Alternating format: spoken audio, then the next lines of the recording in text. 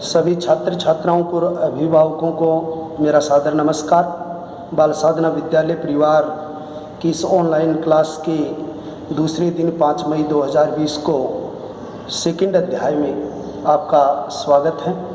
कल पढ़ाई गई जो चीज़ें हैं अब उनको मैं आगे बढ़ाता हूँ और सारे विद्यार्थी और जितने भी जुड़े हुए लोग हैं वो इन्हें ध्यान से पढ़ेंगे और इसके बाद में धीरे धीरे हम आगे की ओर बढ़ेंगे। थोड़ा सा मैं कल के बारे में बता दूं कि कल हमने 16 महाजनपदों के बारे में पढ़ा था, उनकी राजधानियाँ, वर्तमान क्षेत्र और कुछ महत्वपूर्ण तथ्यों को जोड़कर उन्हें साथ साथ हमने अध्ययन किया था। आज हम कक्षा 10 के महाजनपद अध्याय, जो प्रथम अध्याय का बिंदु है, उसका दूसरा भाग पढ़ते हैं और दूसरे भाग का अध्ययन है, उसका नाम है राजस्थान में स्थित प्रमुख जनपद। राजस्थान में स्थित जनपद, ये इसी बिंदु का नाम है जो महाजनपद का दूसरा भाग है। राजस्थान में स्थित प्रमुख जो जनपद हैं उनमें पहले नंबर पर एक जनपद आता था महाभारत काल में और उस जनपद का नाम था जांगल प्रदेश। ये राजस्थान के कंपटीशन में काफ़ी बार पूछा गया प्रश्न है कि जांगल प्रदेश में कौन कौन से ज़िले आते हैं। तो जांगल प्रदेश में 2 ज़िले आते हैं, एक आता है आपका बीकानेर और दूसरा आपका आता है जोधपुर। बीकानेर जो है जिसकी स्थापना 1488 में राव बीकाने की थी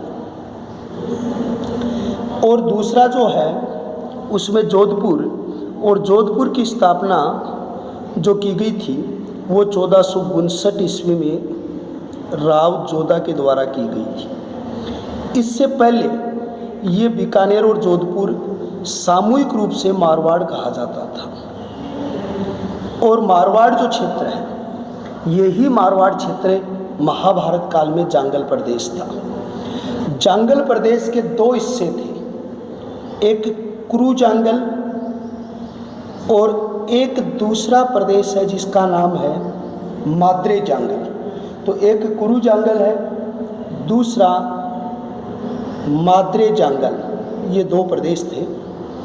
कुरु जांगल जो हिस्सा है वो बीकानेर है और माद्रे जांगल है वो जोधपुर है। एक बात ध्यान से देखिए, इस जांगल प्रदेश की सामूहिक राजधानी जो है वो सामूहिक राजधानी अहिछत्रपुर थी। ये जो अहिछत्रपुर है ये अहिछत्रपुर वर्तमान समय का नागौर है। इसका नाम नागौर नागवंशी शासकों के कारण रखा गया था।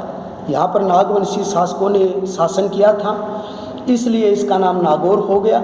इसका पुराना नाम अहिछत्रपुर था जो जांगल प्रदेश की राजधानी था और ये अहिछत्रपुर मध्यकाल में 566 से लेकर जो आपकी 1192 तराइन का सेकंड युद्ध था तब तक ये अहिछत्रपुर शाकंभरी के चौहानों की राजधानी भी रहा है। यानी शाकंभरी के जो चौहान हैं उन शाकंभरी के चौहानों की भी अहिछत्रपुर राजधानी रहा है। तो यहाँ पर एक प्रदेश बन गया आपका जांगल प्रदेश। कई तरीके के क्वेश्चन आते हैं, कुरु जांगल में कौन सा जिला है, माद्रे जांगल में कौन सा जिला है, मारवाड़ में कौन कौन से जिले आते हैं। तो उसमें जोधपुर, बीकानेर और जो नागौर क्षेत्र इसके अंतर्गत शामिल होते हैं। उसके बाद 1459 ईस्वी में राव जोधा ने जोधपुर की स्थापना की, 1488 में राव बीका ने बीकानेर की स्थापना की थी। उससे पहले ये मारवाड़ था और इन दोनों की राजधानी अहिछत्रपुर नागौर हुआ करती थी। ये जांगल प्रदेश जो था यहाँ के शासकों को एक उपाधि दी जाती थी जिसका नाम था जांगल धर। ये धर भी है और जांगल धर बादशाह है और इसकी जगह कई बार शब्द लिखा होता है बादशाह है। ये दोनों शब्द आते हैं, तो आपको कन्फ्यूज नहीं होना है कि जांगलधर बादशाह और जांगलधर बादशाह ये उपाधि यहाँ के शासक धारण करते थे। अब कैसे धारण किया उसको मैं आपको बताता हूँ। इस जांगल प्रदेश में जो कुरु जांगल था, इस कुरु जांगल में जो रियासत थी वो बीकानेर थी, और यहाँ के शासक थे जिसका नाम था करण सिंह। करण सिंह शासक थे, उसने उज्बेकों के आक्रमण से, अब आप कहोगे सर ये उज्बेक क्या है, ये एक विदेशी आक्रांता जाति थी। उस उज्बेकों से आक्रमण से जो खतरा मंडरा रहा था, उससे राजस्थानी राज्यों की रक्षा का जिम्मा लिया था। इसलिए इन्हें करण सिंह ने जांगलधर बादशाह की पदवी धारण की थी। इन उज्बेकों से रक्षा के कारण, किसके कारण? रक्षा के कारण। और रक्षा के कारण इन्होंने जब ये पदवी धारण की थी तो सारे शासकों ने इनके ऊपर जिम्मेदारी दी कि भैया आप हमारी रक्षा करोगे, और इन्होंने उसको बखूबी निभाया था। अब दो बातें आपके सामने आती हैं। एक तो जब आप कल एक दो बच्चे से मेरी बात हुई तो उन्होंने कहा कि सर और तो सब कुछ ठीक है, लेकिन ये थोड़ा सा आप जिस तरीके से डिटेल बताते हो तो इसको कवर कैसे करें। इसको कवर करने का एक तरीका है, जैसे आपके टॉपिक का नाम है राजस्थान की जनपद, फिर आपको करना पड़ेगा पहला जनपद है तो आप उसके ऊपर मस्तिष्क लगाइए जांगल प्रदेश, फिर उसके दो भाग बनाइए बीकानेर और जोधपुर, फिर बीकानेर का नाम जोड़िए कुरु जांगल के साथ और मादरे जांगल का जोड़िए जोधपुर के साथ, फिर बिंदु जोड़िए कि आई छतरपुर, इसका दूसरा नाम नागौर, नागौर नाम रखा नागवंशी, पहले राजधानी रखी थी शाकंभरी के चौहानों ने, और उससे पहले ये जांगल प्रदेश की राजधानी थी महाभारत काल के अंतर्गत, और इसको जांगल प्रदेश के नाम से जाना जाता था। दूसरी बात देखिए, दूसरे नंबर की बात आती है कि राजस्थान में एक जनपद था जिसका नाम था मत्स्य जनपद। ये जो मत्स्य जनपद है, इस मत्स्य जनपद में जिस कल हमने पढ़ा तो उसमें आपने सीधा लिखा कि अलवर टू भरतपुर का हिस्सा और उसके साथ जयपुर को जब आपने जोड़ दिया कि इनके मध्य का जो स्थान है वो पहले मत्स्य जनपद कहलाता था या मत्स्य जनपद हुआ करता था। दूसरी चीज़, इसकी राजधानी भी आपने कल पढ़ी थी, इसकी राजधानी कौन सी है, तो आपने पढ़ा कि इसकी राजधानी विराटनगर है। अब विराटनगर का ही दूसरा नाम क्या है? बैराट है। तो दूसरा नाम इसका क्या हो गया? बैराट हो गया। एक चीज़ बहुत महत्वपूर्ण याद रखना कि राजस्थान के अंतर्गत ये जो विराटनगर है, ये बैराट है, ये बौद्ध सभ्यता का केंद्र रहा है, बौद्ध संस्कृति का केंद्र रहा है। अब आप कहोगे सर ये बौद्ध संस्कृति का केंद्र कैसे?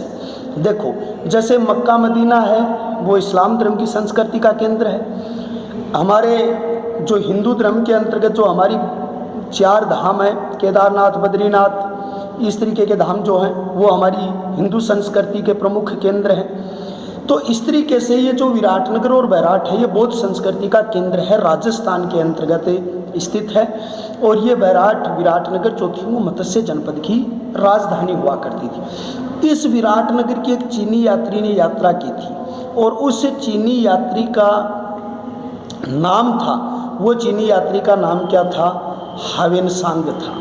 देखो ये छात्रों, थोड़ी सी विद्यार्थियों याद करो, देखो कि इस विराटनगर की यात्रा की चीनी यात्री था ह्वेनसांग ने। आगे आप जाओगे तो बहुत अच्छे अच्छे तरीके के क्वेश्चन आपके सामने आएंगे। अब इस ह्वेनसांग को 2 नामों से जानते हैं। एक तो इतिहास में इसे यात्रियों का राजकुमार, देखो मैं अगर यहाँ कंपटीशन में आपको ये चीज़ बताता तो यहाँ 10-12 चीज़ें और अच्छी आ जाती, जैसे मध्यकालीन यात्रियों का राजकुमार, पुरुषार्थियों का राजकुमार, धनवानों का राजकुमार और यात्रियों का राजकुमार, ये कई शब्द और जोड़ के उनमें अनेक क्वेश्चन बन जाते। लेकिन कक्षा 10 के दायरे को ध्यान में रखकर इससे ह्वेनसांग को यात्रियों का राजकुमार, नीति का पंडित, नीति होता है जो अपने मान सम्मान पर रहे, नीति का पंडित, और शाक्य मुनि। शाक्य मुनि का मतलब है कि ये अपने आप को बौद्ध धर्म का एक श्रेष्ठ प्रवर्तक भी मानता था, इसलिए इसको शाक्य मुनि कहते हैं, नीति का पंडित कहते हैं, यात्रियों का राजकुमार कहते हैं। इसका नाम ह्वेनसांग है, चीनी यात्री था। इन्होंने विराटनगर बैराट की यात्रा की। बैराट और विराटनगर बौद्ध संस्कृति का एक महत्वपूर्ण केंद्र रहा है। और इस मत्स्य जनपद में अलवर, भरतपुर और जयपुर शामिल थे। और ये जो विराटनगर है, ये विराटनगर अज्ञातवास काल के अंतर्गत महाभारत में पांडवों की अज्ञात जो वर्ष था एक, उसकी शरण स्थली रही थी। इसके लिए भी ये हमारे सामने एक महत्वपूर्ण बिंदु के रूप में आता है। फिर एक जनपद राजस्थान में शामिल होता है सूरसेन। देखो ये सूरसेन है। इस सूरसेन के अंतर्गत राजस्थान के कौन से जिलों का भाग आता था? तो इनमें राजस्थान का भाग आता था भरतपुर, भरतपुर के साथ धौलपुर और करौली, ये 3 क्षेत्र इनके कुछ हिस्से इसमें आते थे, सूरसेन में आते थे। और सूरसेन की राजधानी जो हुआ करती थी, कल भी मैंने बच्चों आपको बताया था, मथुरा थी। भगवान श्री कृष्ण इसी मथुरा को छोड़कर जब द्वारिका गए थे तो उसका एक पवित्र नाम हो गया था रणछोड़। ये उनके भक्तों का दिया हुआ नाम था और इसी के बाद वो रणछोड़ कहलाए द्वारिका चले गए थे। ये मथुरा राजधानी थी। आज इस मथुरा की सीमा हमारा जो भरतपुर डिस्ट्रिक्ट जो है उसके साथ लगती है और मथुरा उत्तर प्रदेश का आज एक जिला है और ये मथुरा है, इस सूरसेन प्रदेश की क्या थी?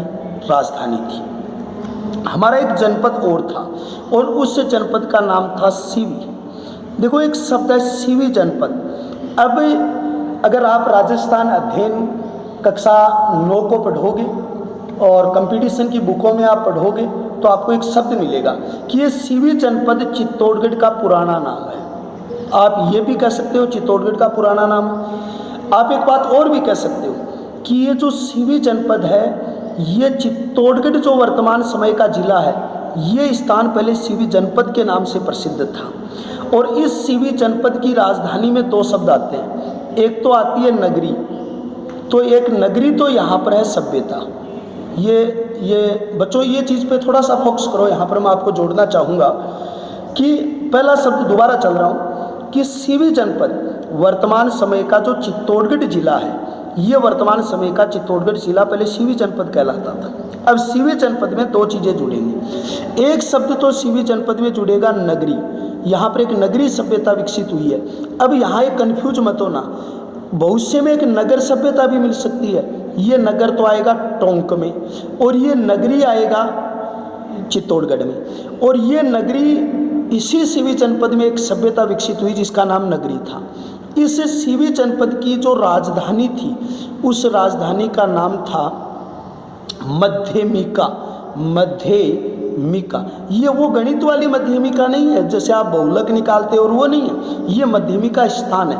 और मध्यमिका यानी ये 2 शब्द हैं। ये दोनों शब्द मैंने इसलिए लिखे हैं, कई बार जब कंपटीशन होता है तो बच्चों ये नाम अलग दे दिया जाता है और फिर क्या होता है कि एक बच्चा यही सोचता है कि सर ने तो मध्यमिका बताया था तो ये तो मध्यमिका दिया हुआ है तो ये तो शायद नहीं होगा, लेकिन ये दोनों ही शब्द आते हैं। तो इनमें आपको मध्यमिका है चाहे मध्यमिका, ये इसकी राजधानी हुआ करती थी। लेकिन अगर एक और स्रोत आपकी बुक के अकॉर्डिंग हम पढ़ते हैं, कुछ लिखे गए इतिहासकारों की बुकों को अगर और गहराई तक हम जानें तो ये सीवी जनपद जो है, ये सीवी जनपद पाकिस्तान के वर्तमान क्षेत्र तक था। और ये सीवी जनपद जो पाकिस्तान के वर्तमान क्षेत्र तक था, उसकी राजधानी शिवपुर थी। और ये जो शिवपुर जो राजधानी थी, जो वर्तमान समय में कहलाता है सयालकोट। आप इसको सयालकोट भी लिख सकते हो और इसको सोरकोट भी लिख सकते हो। सोरकोट जैसे पाकिस्तान का एक शहर है मुल्तान। अब मुल्तान में वीरेंद्र जी सहवाग ने वो 300 रन बनाए थे तो उसको मुल्तान का सुल्तान कहा था। लेकिन अगर कक्षा 12 की हिस्ट्री में आप पढ़ते हो तो इसी मुल्तान को सोने का शहर कहा जाता है। तो इस प्रकार शिवपुर इसी शिव जनपद की राजधानी माना गया, दूसरा क्षेत्र जो है, और वो शिवपुर है वो सयालकोट या सारकोट है। और ये जो क्षेत्र है ये पाकिस्तान के अंतर्गत क्या है, स्थित है। तो इस प्रकार है। लेकिन इसी सीवी जनपद के राजा का नाम जो उल्लेख दिया जाता है और वो प्रसिद्ध शासक जो थे, उस प्रसिद्ध शासक का नाम था सहाज। यानी कि यहाँ के जो शासक हुए उसका नाम सहाज था और एक प्रतिष्ठित राजवंश के रूप में इन्होंने शासन किया। सॉरी, ये सहाज नहीं था, ये भी आपको मैं अभी बताऊंगा। ये साहस नहीं था, ये सुसीन था। ये थोड़ा सा यहाँ माफ़ कीजिएगा कि मैंने साहज लिख दिया, एक जैसा नाम था इसलिए मस्तिष्क में वो रह गया। ये सुसीन था, ये सुशील नाम के साथ। हाँ, अब आपको एक बात बताई जो मेरे एक कंपटीशन की चीज़ दिमाग में आ गई कि सर अभी आपने जो सहाज लिखा, ये सहाज कौन था? ये सहाज कौन था? ये वो शासक था, गौर से सुनिए, मैं बहुत धीरे बोलने का प्रयास करूँगा, कि ये वो शासक था जिस शासक ने चेदी, ये एक जनपद था, और मत्स्य, ये भी एक जनपद था, और दोनों जनपदों पर शासन किया था। ये बड़ी मोस्ट इम्पोर्टेंट बात है कि जैसे कहते हैं कि माँ सरस्वती जब कंठ विराजती है तो वो कई चीज़ें अलग से भी दिमाग में भेज देती है। तो जैसे मैंने यहाँ साज लिखा, ये नहीं था यहाँ, क्योंकि सीवी जनपद था और यहाँ के शासक जो थे वो सुसीन नाम के प्रसिद्ध राजा का उल्लेख यहाँ किया गया। लेकिन मैंने सहाज लिखा तो सहाज जो चेदी और मत्स्य जनपद थे, उस दोनों पर शासन करने वाले एकमात्र जो शासक हैं, उस शासक का नाम क्या था? सहाज था। ये बातें भी आपको क्या रखनी है, ध्यान रखनी है, या इस चीज़ से इसको उल्लेखित किया जाना है। फिर दूसरी बात यह है कि ये तो बात हमारे हो गई राजस्थान के परिप्रेक्ष्य में, जो जनपद के बारे में हमने जो बातें करनी थी। अब दूसरी बात देखिए, अब हमें दूसरे नंबर के बिंदु पे जो चर्चा करनी है, वो जो दूसरा बिंदु इसी का पार्ट है, जिसका नाम है मौर्य वंश। देखो, आप अपनी बुक को पढ़ते हो और उस बिंदु को आप बड़े धैर्य से पढ़ते जाते हो, और फिर आप उस बिंदु को पढ़ने के बाद में ये महसूस करते हो कि इस बिंदु में कौन से तथ्य को किस तरीके से तैयार किया जाए। तो मैं एक सरलतम रूप से आपसे बताता हूँ। पहले नंबर पर आपको ये है कि ये वंश है, इसके संस्थापक कौन थे। सबसे पहले तो ये आपको ये बात याद होनी चाहिए। तो आप कहोगे वंश के जो संस्थापक हैं वो संस्थापक है चंद्रगुप्त मौर्य। आपका पहला शब्द तो यह है कि इस वंश के संस्थापक कौन है? चंद्रगुप्त मौर्य। फिर दूसरी बात, इस चंद्रगुप्त मौर्य ने किस वंश का अंत किया था? भाई ये राजा बना तो किसी को हरा के तो जरूर राजा बना। तो इसने नंदवंश के राजा थे, और नंदवंश के 9वें शासक, आप इसको 9वें शासक भी कह सकते हो और आप अंतिम भी कह सकते हो। इसको 9वां शासक भी कह सकते हो और अंतिम भी कह सकते हो। ये 9वें शासक थे जिसका नाम था धनानंद। कहते हैं कि इंसान के 3 बड़े शत्रु होते हैं, एक उसका अहंकार, एक उसका जो क्रोध, और तीसरे नंबर पे जो होता है उसका जो लालच, मोह जो होता है। ये इंसान के सबसे बड़े शत्रु होते हैं।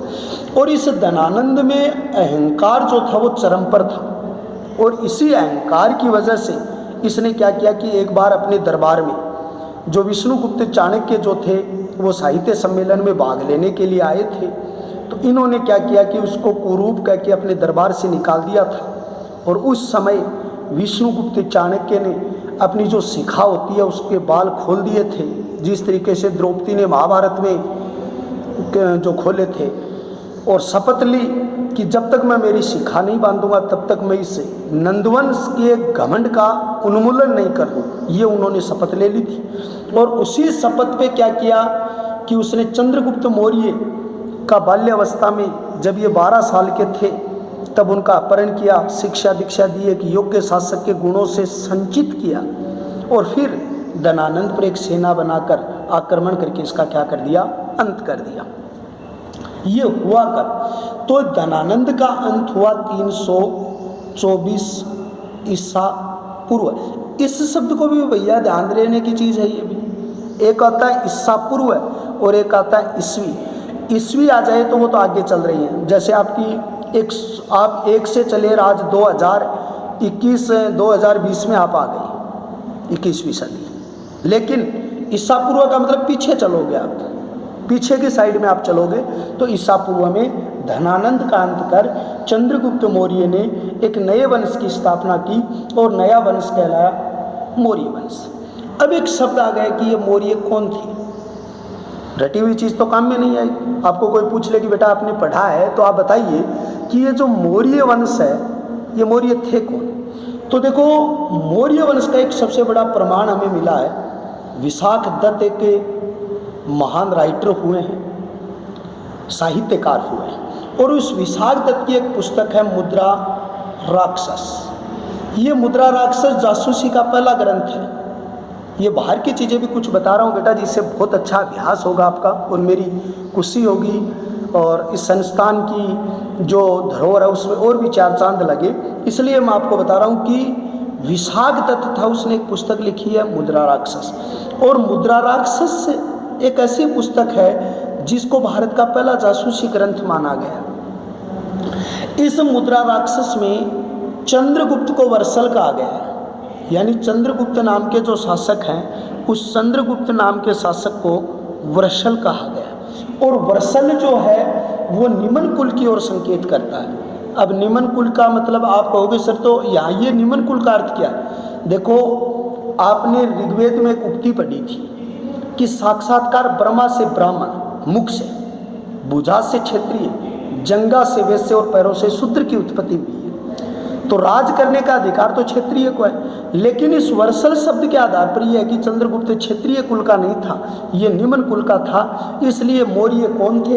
एक निमन कुल के थे।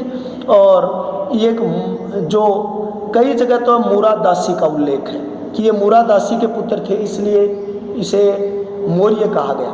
और कई जगह इसको मयूर पालक जाति कहा गया, मयूर पालक जाति कहा गया है। और ये उत्तर प्रदेश की रहने वाली थी और मयूर पालक जाति का था, इसलिए मूरादासी का उल्लेख भी इनके साथ जुड़ा हुआ है। फिर दूसरी चीज़ देखिए, चंद्रगुप्त मौर्य ने, भाई राजा बनने में तो महत्वपूर्ण कर्णधार कौन थे, सूत्रधार कौन थे? सूत्रधार तो विष्णुगुप्त चाणक्य थे, यानी इसके प्रमुख सूत्रधार थे वो तो विष्णुगुप्त चाणक्य थे।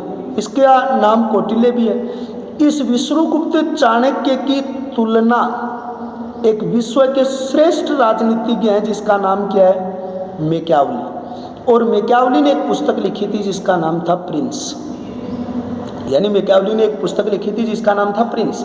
और इस विष्णुगुप्त चाणक्य को भारत का मैकियावली कहा जाता है। बहुत ही गजब की मोस्ट इम्पोर्टेंट बात है, इस बात पर एक बार फिर फोकस कीजिएगा कि विष्णुगुप्त चाणक्य जो मौर्य वंश का प्रमुख संस्थापक माना जाता है, जो चंद्रगुप्त मौर्य का क्या था? प्रधानमंत्री बना था।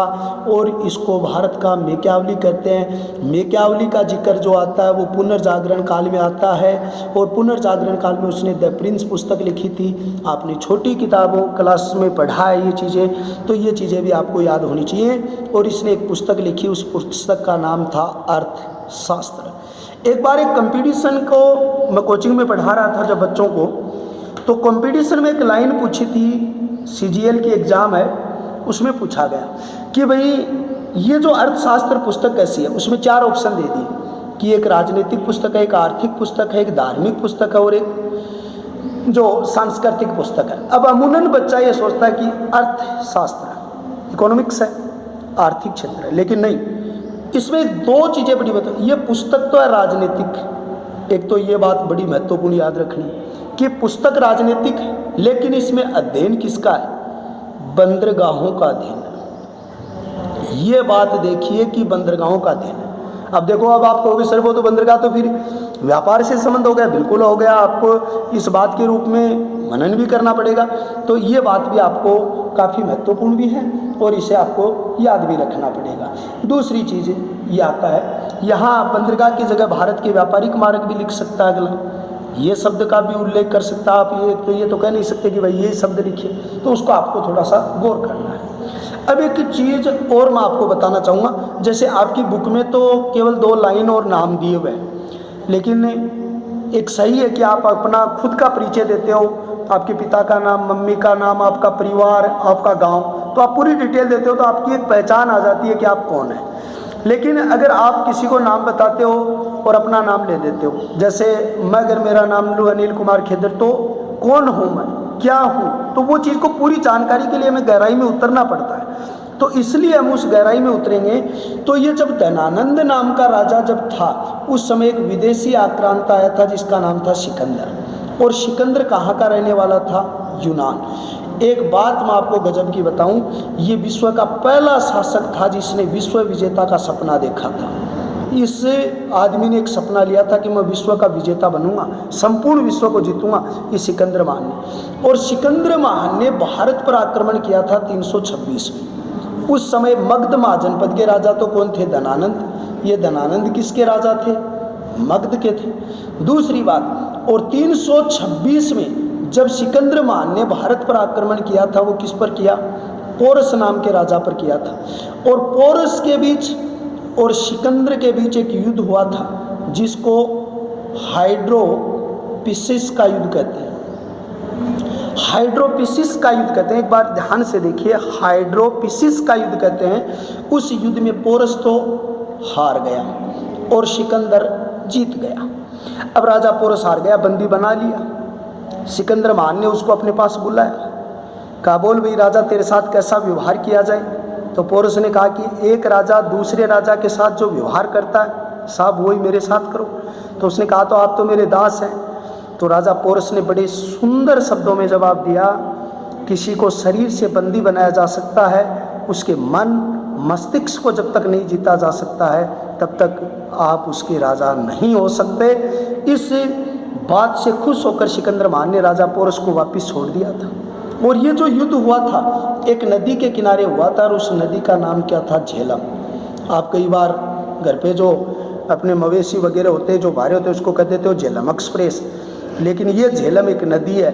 और झेलम नदी के किनारे एक ज्योग्राफी में पढ़ोगे तुल बुल योजना परियोजना एक हमारी बहुत बढ़िया, क्योंकि चहुमुखी पढ़ने के लिए चारों तरफ से हमें उनका पता होना चाहिए। तुलबुल परियोजना है यहाँ की बहुत ही प्रसिद्ध, जो झेलम नदी के किनारे स्थित है।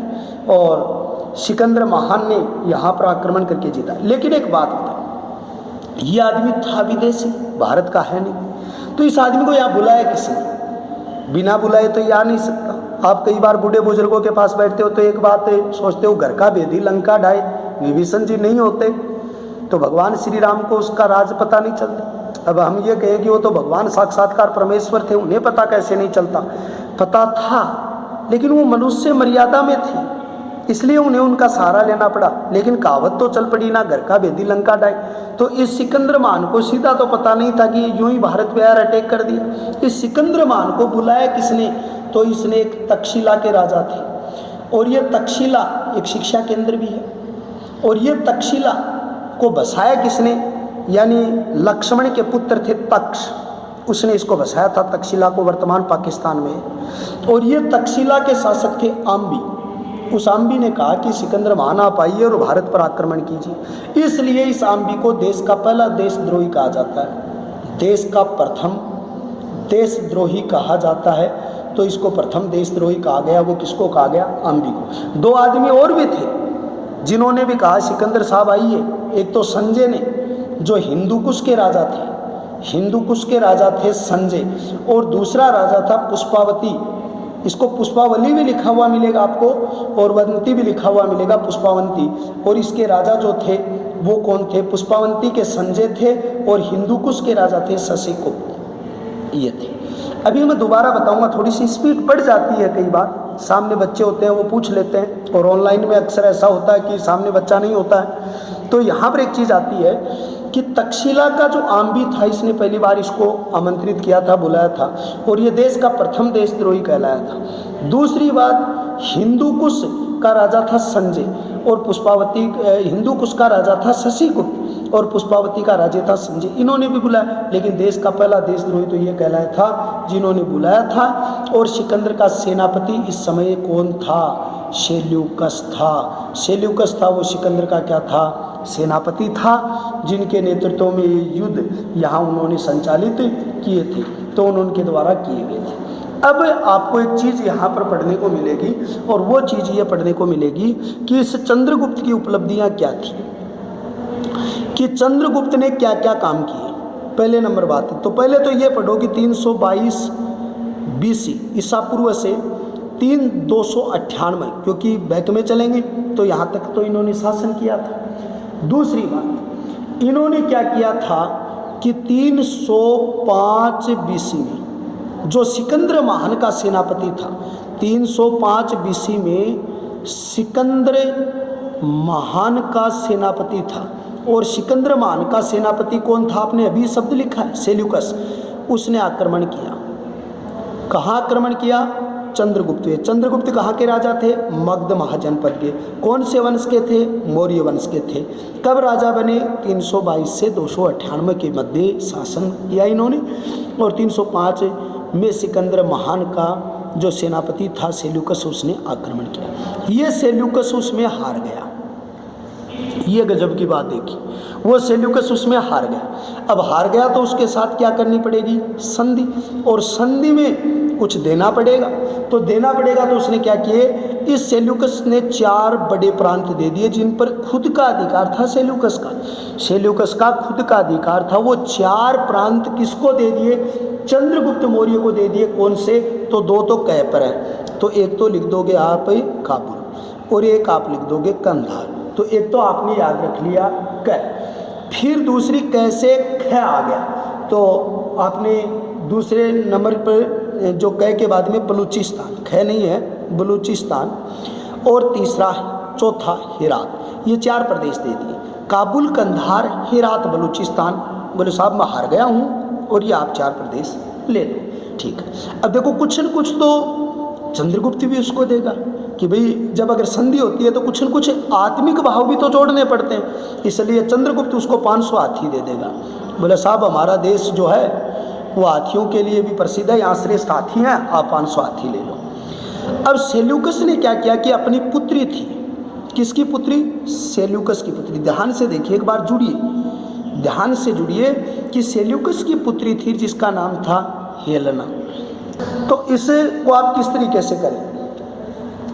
तो आपको अब आगे जो टॉपिक लेके चलना है वो टॉपिक यूं लेके चलना है कि चंद्रगुप्त मौर्य ने अपने जीवन के अंतिम काल में, जो चंद्रगुप्त है और चंद्रगुप्त मौर्य के जीवन के अंतिम काल में भगवान के प्रति उसकी आस्था जुड़ गई। वो क्या किया कि एक दिगंबर अनुयायी थे और उस दिगंबर पंथ के व्यक्ति थे, और उस दिगंबर पंथ के व्यक्ति का नाम था भद्रभाव, ये उसका नाम था। उस भद्रभाव से जैन धर्म की शिक्षा प्राप्त की, जैन धर्म की शिक्षा प्राप्त की, यानी उस भद्रभाव से जैन धर्म की क्या प्राप्त की? शिक्षा प्राप्त कर ली। अब जैन धर्म की शिक्षा प्राप्त की तो वो कहाँ चले गए? श्रवणबेल गोला चले गए, श्रवणबेल गोला चले गए। ये कहाँ है? ये कर्नाटक में है, और कर्नाटक में भी कौन सी जगह है? मैसूर। अब आपको सर कर्नाटक और मैसूर, 1972 तक कर्नाटक का नाम मैसूर ही था और 1972 में इसका नाम कर्नाटक किया गया है। और यहाँ पर इस चंद्रगुप्त ने क्या किया? सलेखना विधि। ये सलेखना क्या होती है? जब आदमी वृद्ध हो जाता है तो वो अपने परमात्मा को प्राप्त करने के लिए अन्न, जल, वायु, सब कुछ का परित्याग कर एक बंद कमरे में बैठकर अपने इष्ट को याद करते हुए प्राणों का त्याग कर देता है, उसको सलेख कहते हैं। ध्यान से देखिए, अन्न, जल, वायु का परित्याग कर एकांत कमरे में बैठकर पूर्ण रूप से भक्ति साधना करते हुए परमात्मा में विलीन हो जाना या प्राण त्याग देना सलेखना विधि कहलाती है। इसलिए अपने जीवन के अंतिम काल में इन्होंने वहाँ जाकर अपने प्राण त्याग दिए थे। दूसरी बात, यहाँ पर जो सलेखना विधि से जब उन्होंने प्राण त्यागे थे तो यहाँ पर एक बाहुबली गौतमेश्वर की 57 फुट की मूर्ति है। अब ये वो बाहुबली वो नहीं है भाई, मैं कल भी बता रहा था जो ये फिल्म वाला बाहुबली नहीं है। बाहुबली किसका नाम है? गौतमेश्वर, और गौतमेश्वर जैन धर्म से।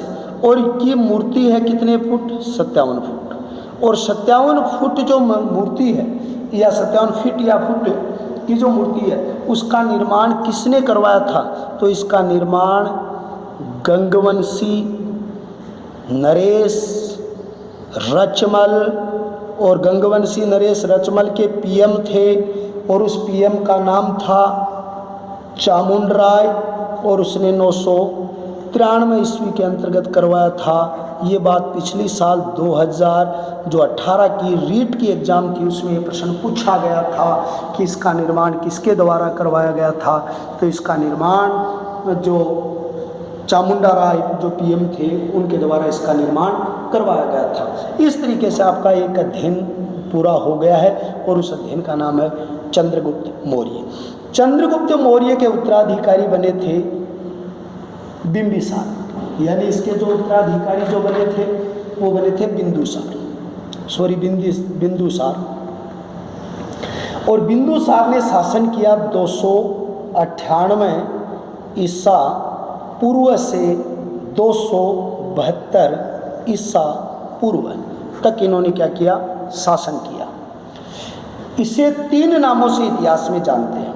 पहली बात देखिए ध्यान से, इसे इतिहास में एक पुस्तक है वायु पुराण। पुराण कुल 18 हैं। पुराणों की रचना लोयम ऋषि, उग्रवा ऋषि और लोमहर्ष ने की थी। और उनका एक विशिष्ट पुराण जो था वायु पुराण, उस वायु पुराण में इसे भद्रसार कहा गया है, यानी इनका नाम वायु पुराण में भद्रसार लिखा गया है। जैन ग्रंथ जो हैं जितने भी, उन जैन ग्रंथ में इसे सिंह सेन कहा गया है। जैन ग्रंथों में इन्हें सिंह सेन कहा गया है। दूसरी बात, ये जो बिंदुसार, इसको अमित्रोचेटस, यहाँ ये अमित्रोचेटस भी है, अमित्रोघात भी है, भाई 2 नाम है। अमित्रोचेटस भी आता है, अमित्रोघात भी आता है, जिसका अर्थ होता है शत्रुओं का नाश करने वाला। शत्रुओं का नाश करने वाला, इसको शत्रुओं का नाश करने वाला भी कहते हैं, अमित्रोघात भी कहते हैं, अमित्रोचेटस भी इन्हें कहा जाता है। बिंदुसार ने अपने जीवन काल में 2 देशों के साथ बहुत ही मैत्रीपूर्ण संबंध स्थापित किए थे। और मैत्रीपूर्ण संबंध में पहली बार मिस्र के शासक, और मिस्र के जो शासक थे वो थे फिलोडेलस, यानी मिस्र के जो शासक हैं वो फिलोडेल्पस, ये फिलोडेल्पस थे ने, मिस्र के शासक फिलोडेल्पस ने डायनोसिस नाम के राजदूत को भेजा था। डायनोसिस राजदूत को भेजा। दोबारा से देखिए, थोड़ा सा एक अटपटा शब्द है ये आपके लिए, कि मिस्र के शासक थे फिलोडेल्पस और उसने डायनिस नाम के राजदूत को भेजा, किसके पास, बिंदुसार के पास भेजा कि आप हम दोनों मैत्री संबंध जो है वो स्थापित करना चाहते हैं। दूसरा शासक था सीरिया, और सीरिया का शासक जो था वो सीरिया का था एंटियोक्स फर्स्ट। तो एंटियोक्स